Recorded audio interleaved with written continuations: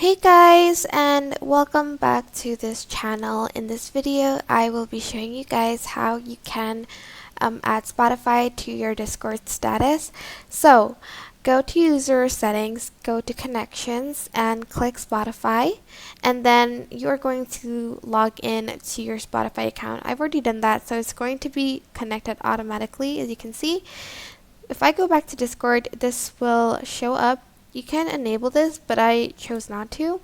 Well, actually I choose to. But you're just going to enable this to display Spotify as your status. So when you listen to a song, it's going to show up on your status. So let's try it out. I'm just going to pick a song. So let's play this.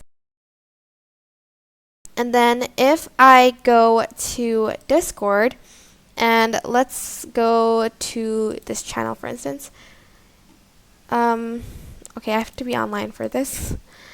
And I need to turn off the activity because I have this on.